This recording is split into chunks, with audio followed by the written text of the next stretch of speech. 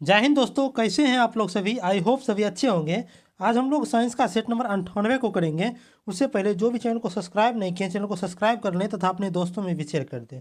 और इसका पीडीएफ हमारे टेलीग्राम चैनल नॉलेजबल पीडीएफ पर अपलोड कर दिया गया है और टेलीग्राम चैनल का लिंक इस वीडियो की डिस्क्रिप्शन में दे दिया गया है। और जो भी पिछला वीडियो नहीं देखे हैं, चैनल पर एक प्लेलिस्ट बना दिया गया है डेली साइंस प्रैक्टिस सेट नाम से, वहाँ पर जाकर के आप पिछला वीडियो को देख ले। ठीक, और आप लोग से एक अनुरोध है कि आप लोग वीडियो में अंत तक जरूर बने रहिएगा। आज के पहला प्रश्न को देखते हैं। पहला प्रश्न है कि निम्नलिखित में से कौन सी गैस जो है प्राचीन पृथ्वी के वायुमंडल में अनुपस्थित थे। यानी कि प्राचीन में जो पृथ्वी था उसके वायुमंडल में कौन सा ऐसा गैस था जो कि अनुपस्थित था। देखिए, प्राचीन का जो पृथ्वी था वहाँ पर जो पेड़ पौधा नहीं था। ठीक है, पेड़ पौधा नहीं था यानी कि पादप वहाँ पर नहीं था, तो वहाँ पर ऑक्सीजन होगा ही नहीं। तो इसका उत्तर क्या जाएगा, ऑप्शन नंबर सी हो जाएगा। वहाँ पर ऑक्सीजन नहीं था। देखिए कौन कौन था, तो मीथेन था, अमोनिया था और कार्बन डाइऑक्साइड, ये सब चीज़ था। ठीक, चलिए अगला प्रश्न है कि आणविक संरचना के बारे में निम्नलिखित में से कौन सा कथन सही है। ठीक, देखिए आणविक संरचना कैसे होता है। देखिए कोई भी परमाणु है, चाहे अणु है, कोई भी है, देखिए उसमें देखिए कैसे होता है। देखिए उसमें एक नाभिक होता है। ठीक, उसके बाह्यतम कोश होता है। देखिए नाभिक में जो आपको न्यूट्रॉन और प्रोटॉन रहता है। ठीक, नाभिक में क्या रहता है, आपको न्यूट्रॉन और प्रोटॉन रहता है। ठीक, और जो बाहरी कक्षा रहता है इसमें इलेक्ट्रॉन घूमते रहता है। ठीक, यानी कि क्या हुआ कि ये जो आंतरिक कोश जाता है, नाभिक जो होता है, इसमें न्यूक्लियन और प्रोटॉन होता है, इसी को ही हम न्यूक्लियन भी कहते हैं। ठीक, तो न्यूक्लियन भी इसे कहते हैं। और इलेक्ट्रॉन क्या होता है कि बाहरी कोश में घूमते रहता है। देखिए किस ऑप्शन में दिया, देखिए ऑप्शन नंबर सी में दिया हुआ है कि प्रोटॉन तथा न्यूट्रॉन न्यूक्लियस में होता है। देखिए हाँ, प्रोटॉन और न्यूट्रॉन कहाँ है, न्यूक्लियस में है। तथा इलेक्ट्रॉन जो है न्यूक्लियस के इर्द गिर्द, यानी कि इर्द गिर्द मतलब क्या हुआ कि ये बाहरी कक्षा में जो है ना चक्कर लगा रहा है। ठीक, तो इसका उत्तर क्या हो जाएगा, ऑप्शन नंबर सी हो जाएगा। ठीक, चलिए अगला प्रश्न है कि सूची 1 को सूची 2 के साथ सुमेलित कीजिए। ठीक है, सुमेलित करते हैं। ए नंबर में दिया हुआ है आपको वाशिंग सोडा। देखिए वाशिंग सोडा का रासायनिक नाम क्या है। देखिए वाशिंग सोडा जो है इसका रासायनिक नाम आपको सोडियम कार्बोनेट थी। किस में दिया, तो ये 4 में थी, 4 से मिल जाएगा। अब देखिए कास्टिक सोडा, देखिए कास्टिक सोडा जो है इसका रासायनिक नाम आपको क्या होता है, तो ये होता है आपको सोडियम हाइड्रोक्साइड। ठीक, तो ये एक हो गया। और देखिए नीला था आपको कॉपर सल्फेट। देखिए एक ही बचा है हाइपो मिल जाएगा आपको सोडियम थायोसल्फेट से। ठीक, देखिए किस में मिला है, देखिए ए का 4, देखिए ए का 4। ठीक है, देखिए बी का 1 हो गया, यानी बी का 1 हो गया, यानी क्या होगा कि इसका ऑप्शन नंबर बी सही उत्तर हो जाएगा। ठीक, तो इसका उत्तर क्या हो जाएगा, ऑप्शन नंबर बी हो जाएगा। ठीक, चलिए अगला प्रश्न है कि त्वरण ज्ञात करने का सही सूत्र ज्ञात कीजिए। देखिए त्वरण को हम कैसे ज्ञात करें, सबसे समझिए त्वरण का डिनोट कैसे करते हैं, तो ए से हम त्वरण को डिनोट करते हैं। ठीक, और देखिए इसके फार्मूला कैसे निकालते हैं। देखिए गति का समीकरण होता है v बराबर u प्लस ए टी। ठीक, यहाँ से हमको ए को निकालना है, तो ए को निकालना है तो हम क्या लेंगे, तो ए टी बराबर क्या हो जाएगा, u minus v minus you हो जाएगा, सॉरी v माइनस यू हो जाएगा। और यहाँ से ए निकालना है तो ए बराबर क्या हो जाएगा, v माइनस यू बटा टी हो जाएगा, यानी कि v माइनस यू बटा टी हो जाएगा आपको, यानी ए का फॉर्मूला यानी त्वरण निकालने का सही सूत्र। ठीक, देखिए ए बराबर v minus you by T, किस ऑप्शन दिया, तो ऑप्शन नंबर ए में दिया हुआ है। ठीक, चलिए अगला प्रश्न है कि निम्नलिखित में से किसने न्यूटन से पूर्व ही बता दिया था कि सभी वस्तुएं पृथ्वी की ओर गुरुत्वाकर्षित होती है। ठीक ना, कौन सा ऐसा वैज्ञानिक था जो कि क्या क्या था, आपको न्यूटन से पहले बता दिया कि पृथ्वी की ओर जो है ना सभी वस्तु क्या होता है, गुरुत्वाकर्षण कारण घिसता है। ठीक, तो ये जो है आपको ब्रह्मगुप्त ने बताया था। ठीक, तो इसका उत्तर क्या जाएगा, ऑप्शन नंबर डी हो जाएगा। ठीक, ये जो ब्रह्मगुप्त थे ये आपको गुप्तोत्तर काल के समय में ये किए थे। ठीक, यानी कि गुप्तोत्तर कालीन थे ये। ठीक, नहीं गुप्तोत्तर काल में ये किए थे। ठीक, और ये जो थे ये आपको ये गणितज्ञ थे, ये गणितज्ञ और खगोल शास्त्री थे। इन्होंने एक सिद्धांत दिया था जिस सिद्धांत का नाम था आपको ब्रह्म सिद्धांत। ठीक ना, ब्रह्म सिद्धांत की इन्होंने रचना किया था। ठीक, ब्रह्म सिद्धांत का रचना किया था, उसी में ये बात लिखे थे। ठीक, इसका उत्तर ऑप्शन नंबर डी हो गया। ठीक, चलिए अगला प्रश्न है कि कृत्रिम उपग्रह पृथ्वी से सुस्पष्टतः डैश से ट्रैक किया जा सकता है। यानी कि कृत्रिम उपग्रह जो है, जो कृत्रिम उपग्रह जो छोड़ा जाता है उसको जो पृथ्वी से हम कैसे ट्रैक कर सकते हैं, यानी कि सुस्पष्ट तरीका से हम किस विधि से ट्रैक करते हैं, तो ये आपको डॉपलर प्रभाव द्वारा होता है। ठीक ना, तो इसका उत्तर क्या जाएगा, ऑप्शन नंबर ए हो जाएगा। ठीक ना, देखिए डॉपलर प्रभाव जो होता है ये ट्रैकिंग, इस ट्रैकिंग में क्या होता है, आपको ट्रांसमीटर और या रिसीवर, ट्रांसमीटर को ही रिसीवर कहते हैं। ठीक ना, यानी कि इसमें ट्रांसमीटर या इसको रिसीवर रिसीवर का सहायता से इसको जो है ना आपको ट्रैकिंग किया जाता है। ठीक, इसका उत्तर हो गया ऑप्शन नंबर ए। ठीक, चलिए अगला प्रश्न है कि यकृत एवं मांसपेशियों में ऊर्जा जमात युति किस रूप में। देखिए यकृत हो गया, मांसपेशी हो गया, कहीं पर देखिए ऊर्जा जमा जो होगा ये आपको होगा ग्लाइकोजन के रूप में होता है। ठीक, तो ग्लाइकोजन क्या होता है कि ग्लूकोज जब टूटता है तो ये ग्लाइकोजन में बदलता है। ठीक, इसका उत्तर क्या जाएगा, ऑप्शन नंबर डी हो जाएगा। ठीक, चलिए अगला प्रश्न है कि सूची 1 को सूची 2 से सम्मिलित कीजिए। ठीक, देखिए सूची एक में देखिए ए नंबर में दिया हुआ है विटामिन। देखिए सब में से कौन है जो कि विटामिन, देखिए केरोटीन, केरोटीन क्या है आपको, तो ये विटामिन है, तो केरोटीन विटामिन हो जाएगा, तो ए का हो जाएगा आपको 2। ठीक, और देखिए एंजाइम, एंजाइम इस सब में से कौन है, तो एंजाइम कौन है, तो देख लीजिए एंजाइम, एंजाइम यानी कि पेप्सिन क्या है आपको एंजाइम है, ठीक। हार्मोन, हार्मोन कौन है, ठीक है, हार्मोन क्या आपको टेस्टोस्टेरोन और प्रोजेस्टेरोन, ये क्या आपको तो हार्मोन है, तो ये हो गया 4 नंबर। और देखिए डी में है प्रोटीन, तो प्रोटीन कौन है, तो केरेटीन जो होता है केरेटीन, ये प्रोटीन होता है, ठीक। यानी क्या हुआ कि ए का हो गया 2, ए का 2, ठीक है। उसके बाद देखिए बी का 1, बी का 1, उसके बाद सी का 4, सी का 4, देखिए यहाँ बी नंबर, बी नंबर इसका सही हो जाएगा, और डी का 4, ठीक, डी का 3, ठीक। इसका उत्तर क्या हो जाएगा, ऑप्शन नंबर बी हो जाएगा, ठीक। चलिए अगला प्रश्न है कि निम्नलिखित में से कौन अधिकतम कुशलता पूर्वक और सौर ऊर्जा को रासायनिक ऊर्जा में परिवर्तित कर सकता है, ठीक ना। यानी कि सूर्य ऊर्जा को जो है ना आपको ये रासायनिक ऊर्जा में बदलेगा, तो ये कौन पकड़ बदलेगा, यानी कि सूर्य ऊर्जा को रासायनिक ऊर्जा में कैसे बदला जाता है, ये आपको प्रकाश संश्लेषण की क्रिया द्वारा बदला जाता है, किसके द्वारा, तो प्रकाश संश्लेषण के द्वारा, ठीक। प्रकाश संश्लेषण के द्वारा इसको बदला जाता है। तो प्रकाश संश्लेषण कौन करेगा, कोई भी पादप होगा वही करेगा प्रकाश संश्लेषण, जिसमें कि क्लोरोफिल मौजूद होगा। या देखिए केंचुआ है, तो केंचुआ नहीं करेगा, बाघ में नहीं करेगा, ये कसकुट्टा जो है ये भी नहीं करेगा। लेकिन देखिए ए नंबर में दिया आपको क्लोरेला, तो क्लोरेला क्या है आपको, ये आपको नीलहरित शैवाल है, ये कैसे क्या चीज़ है क्लोरेला आपको, तो ये आपको है क्लोरेला हरित शैवाल है, ये आपको एक कोशिका ये हरित शैवाल है, तो ये क्या आपको कार्य करेगा, तो इसका उत्तर क्या हो जाएगा, ऑप्शन नंबर ए हो जाएगा, ठीक। सही उत्तर ऑप्शन नंबर ए हो गया, ठीक। चलिए अगला प्रश्न है कि कच्चे फल को पकाने के लिए जिस गैस का प्रयोग होता है वह क्या है। देखिए कच्चा फल है, ठीक। देखिए कच्चा फल को देखिए कृत्रिम रूप से पूछेगा पकाने के लिए, तो हो जाएगा आपको एसीटिलीन, ठीक, एसीटिलीन। अब पूछेगा प्राकृतिक रूप से जो पेड़ में ही पक जाता है, प्राकृतिक रूप से यानी कि पेड़ में जो अपने आप पक जाता है, वो किस कारण से पक जाता है, ये पक जाता है आपको एथिलीन के कारण, ठीक। देखिए कृत्रिम कृत्रिम रूप से जो पकता है एसिटिलीन से, तो एसिटिलीन गैस कैसे होता है, देखिए कैल्शियम कार्बाइड पर जो है ना इसको, कैल्शियम कार्बाइड को इस पर जब जल डाला जाता है तो ये क्या होता है आपको एसिटिलीन गैस छोड़ता है, ठीक। तो इसका उत्तर क्या जाएगा, ऑप्शन नंबर बी हो जाएगा, ठीक। चलिए अगला प्रश्न है कि 2 गेंद है ए तथा बी है, ठीक। देखिए एक गेंद है आपको यहाँ पर ए गेंद, एक दूसरा गेंद है आपको बी, ठीक है, जो जो क्रमशः 10 kg और 1 kg का है।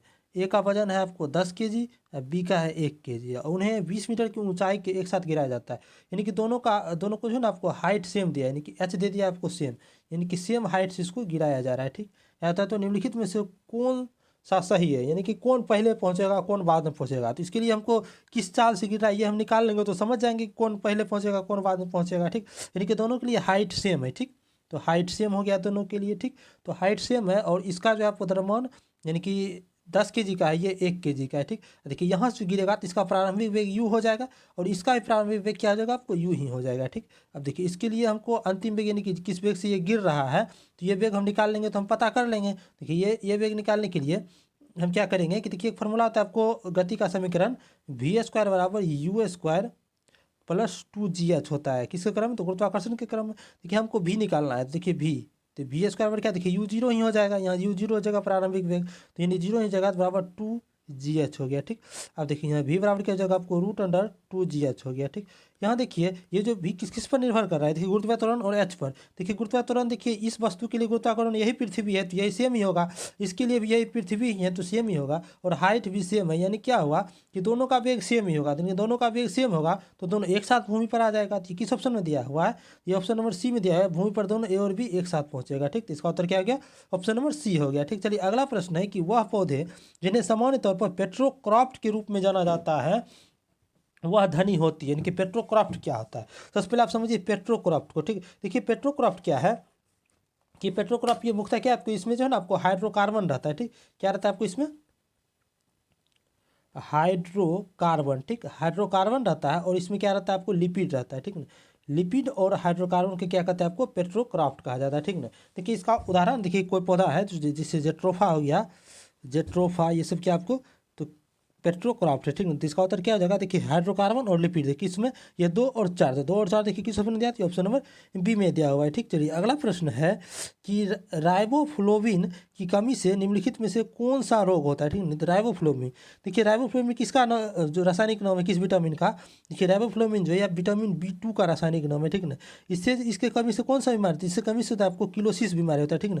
देखिए किलोसिस बीमारी में क्या होता है, इससे जो है ना होठ पर जो है ना इसका होठ जो है ना फट जाता है, देखिए इसको किलोसिस बीमारी हुआ है, ठीक। इसका होठ फट जाएगा और इसमें जो है ना आपको होठ फट जाएगा और ये जो कटा उटा रहेगा होठ, इसे ही कहते हैं आपको किलोसिस बीमारी। तो किस कमी से होता है, तो राइबोफ्लोविन के कमी से होता है, ठीक ना। देखिए किलोसिस बीमारी को जो है ना आपको एक और नाम है, इसका नाम देखिए इसका नाम एक और है आपको ओस्ट विदरन, ओस्ट विदरन भी इसी का नाम है, ठीक। तो इसका उत्तर ऑप्शन नंबर डी हो गया। चलिए अगला प्रश्न है कि निम्न में से ब्रॉड स्पेक्ट्रम औषधि है, इनमें से कौन है जो कि ब्रॉड स्पेक्ट्रम है। देखिए सबसे पहले समझिए ब्रॉड स्पेक्ट्रम होता है क्या। देखिए ब्रॉड स्पेक्ट्रम क्या होता है कि आपको ये जो है ना आपको जीवाणु जनित जितना भी ब्रॉड स्पेक्ट्रम औषधि है ये सब क्या होगा, आपको जीवाणु जनित रोग को प्रभावित करेगा, ठीक। यानी कि ये जीवाणु जनित रोग को ये प्रभावित करेगा, इसको प्रभावी होगा इस पर, ठीक ना। तो इसका उत्तर क्या जगह है, देखिए इसका उत्तर हो जाएगा आपको ऑप्शन नंबर ए हो जाएगा, क्लोरोफेनिकोल। यानी क्लोरोफेनिकोल में जो है ना इसको ब्रॉड स्पेक्ट्रम औषधि क्या है, तो क्लोरोफेनिकोल है, ठीक। तो इसका उत्तर ऑप्शन नंबर ए हो गया, ठीक। चलिए अगला प्रश्न है कि एक पिंड का अधिकतम भार निम्नलिखित में से किस में होता है, ठीक ना। इस में से किस में है जिसमें कि उसका अधिकतम भार है। देखिए भार किस किस पर निर्भर करता है। भार यानी डब्ल्यू बराबर होता है आपको एम जी यानी कि द्रव्यमान पर, और गुरुत्वाकर्षण पर निर्भर करेगा, और किस किस पर निर्भर करेगा, ठीक ना। ये देखिए क्या करेगा आपको, ये आपको भार जो है आपको गुरुत्वीय बल तो ही है जी, यानी कि गुरुत्वीय बल और उत्क्षेप बल दोनों पर निर्भर करेगा, ठीक ना। तो उत्क्षेप बल दोनों पर निर्भर करेगा, ठीक। यहाँ देखिए कि हाइड्रोजन गैस क्या है कि सबसे हल्का गैस है, ठीक। तो इस सब में से सबसे हल्का गैस कौन सा है, तो हाइड्रोजन है, ठीक। तो ये सबसे हल्का है और इसका ये जो है आपको विरल भी है, हल्का भी है और ये विरल भी है, ठीक ना। तो इसी कारण से क्या हो जाएगा कि इसका जो है उत्क्षेप बल क्या होगा, आपको कम लगेगा, ठीक। तो उत्क्षेप बल कम लगेगा तो वहाँ पर क्या हो जाएगा, भार अधिक हो जाएगा कोई भी वस्तु का, ठीक ना। यानी क्या होगा कि हाइड्रोजन में जो है ना भार अधिक हो जाएगा। तो इसका उत्तर क्या हो जाएगा, ऑप्शन नंबर सी हो जाएगा, ठीक। चलिए अगला प्रश्न है कि निम्नलिखित में से किसने गोबर गैस प्रणाली का आविष्कार किया था, ठीक। देखिए गोबर गैस प्रणाली का आविष्कार किसने किया था। देखिए आपको ये भारतीय कृषि अनुसंधान केंद्र है, कि भारतीय कृषि अनुसंधान केंद्र जो है यानी कि IARI, ठीक नहीं, इसका एक वैज्ञानिक थे, उनका नाम क्या था आपको, तो ये CB देसाई थे, ठीक। तो CB देसाई थे, इन्होंने जो है 1941 से लेकर के 1942 ईस्वी में शोध किए थे। उसी समय इन्होंने गोबर गैस प्रणाली का आविष्कार किया था, ठीक। तो इसका उत्तर क्या हो जाएगा, ऑप्शन नंबर सी हो जाएगा, ठीक। चलिए अगला प्रश्न है कि कथन ए और कथन आर यानी कि कथन वाला क्वेश्चन। देखिए कथन ए क्या कहा है कि तरलीकृत पेट्रोलियम गैस यानी कि LPG क्या कहा है आपको कि एलपीजी का मुख्य घटक क्या मीथेन होता है, नहीं ये गलत है। एलपीजी का मुख्य घटक क्या होता है, आपको मीथेन नहीं होता है, इसका क्या होता है आपको ब्यूटेन एंड प्रोपेन होता है, ठीक है। तो एलपीजी का मुख्य घटक ब्यूटेन और प्रोपेन हो गया, तो ये गलत हो गया, ये गलत हो गया, ठीक। देखिए कारण यानी आर देखते हैं कि मीथेन घरों तथा कारखानों में जलाने के लिए सीधे प्रयोग में लाई जा सकती है, सही बात है, और या पाइपलाइनों से उपलब्ध भी कराए जा सकते हैं, ये भी सही है, ठीक है। तो इसका मतलब क्या है, केवल आर सही है, मतलब ए गलत है। तो किस ऑप्शन में दिया हुआ है, तो ये ऑप्शन नंबर डी में दिया हुआ है, ए गलत है परंतु आर सही है, ठीक। तो इसका आंसर ऑप्शन नंबर डी हो गया, ठीक। चलिए अगला प्रश्न है कि निम्नलिखित कथनों पर विचार कीजिए। देखते हैं कथन। पहला कथन है कि पृथ्वी का चुंबकीय क्षेत्र हर कुछ 100,000 सालों में उत्क्रमित हुआ है, ठीक। हाँ ये सही है, यानी कि पृथ्वी का जो चुंबकीय क्षेत्र है प्रत्येक साल जो कुछ हजार सालों में क्या होता है कि उत्क्रमित यानी कि बढ़ता है, उसका चुंबकीय क्षेत्र बढ़ते जाता है, ठीक। तो ये सही हो गया, ठीक। तो अब देखिए 2 नंबर में क्या है कि पृथ्वी जब 4,000 मिलियन वर्षों से भी अधिक पहले बनी तो ऑक्सीजन 54% थी कि नहीं, ऑक्सीजन तो था ही नहीं। जब पहले प्रारंभ में पृथ्वी में क्या था, पेड़ पौधा था ही नहीं, तो ऑक्सीजन कहाँ से आ गया, ये गलत हो गया, ठीक। अब देखिए 3 में है कि जब जीवित जीव पैदा हुए तो उन्हें पृथ्वी के आरंभिक वायुमंडल में बदल दिया, हाँ ठीक है। देखिए जब जो जीवित जीव आए तो जीवित जीव यानी कि पादप उदप सब आया, तो यहाँ क्या किया इसको, तो पृथ्वी को जो है ना आपको आरंभिक वायुमंडल को बदल दिया। आरंभिक वायुमंडल जो था जिसमें ऑक्सीजन नहीं था तो उसको बदल करके उसमें ऑक्सीजन भी ला दिया। इसका मतलब क्या हुआ आपको, कौन कौन सही है, तो 1 सही है और 3 सही है, ठीक। तो 1 और 3 सही है, 2 गलत है, ठीक। तो ये किस ऑप्शन में दिया है, तो ऑप्शन नंबर सी में दिया हुआ 1 और 3 सही है, ठीक। चलिए अगला प्रश्न है कि गैसीय स्थिति में पाया जाने वाला हार्मोन कौन है, ठीक। देखिए गैसीय स्थिति में पाया जाने वाला हार्मोन जो है आपको एथिलीन है, ठीक। तो इसका उत्तर क्या है, ऑप्शन बी है। अभी तुरंत देखे थे कि एथिलीन का यूज कहाँ पर होता है, तो प्राकृतिक रूप से फल को पकाने में, ठीक नहीं, गाछ में जो अपने आप पेड़ में पक जाता है फल, वो अभी एथिलीन हार्मोन के कारण ही पक जाता है, ठीक। चलिए अगला प्रश्न है कि रानीखेत बीमारी संबंधित है किससे। देखिए रानीखेत बीमारी जो है ये एक प्रकार का वायरस जनित बीमारी है, ठीक ना, वायरस जनित बीमारी है। तो ये किसमें होता है, ये आपको मुर्गी में होता है। इसका उत्तर क्या, ऑप्शन नंबर ए मुर्गी, ठीक। चलिए आज का अंतिम प्रश्न था, अगर आपको लगता है कि वीडियो आपके लिए यूजफुल है तो आप वीडियो को ज़्यादा से ज़्यादा शेयर कर दें, और इसका PDF हमारे टेलीग्राम चैनल नॉलेजबल PDF पर अपलोड कर दिया गया है। टेलीग्राम चैनल का लिंक इस वीडियो के डिस्क्रिप्शन में दे दिया गया। और जो पिछला वीडियो नहीं देखे, चैनल पर एक प्लेलिस्ट बना दिया गया है डेली साइंस प्रैक्टिस नाम से, उस प्लेलिस्ट में जाकर के आप पिछला वीडियो को देख ले, ठीक। चलिए वीडियो में अंत तक बने रहिए, धन्यवाद, मिलते हैं अगले वीडियो में।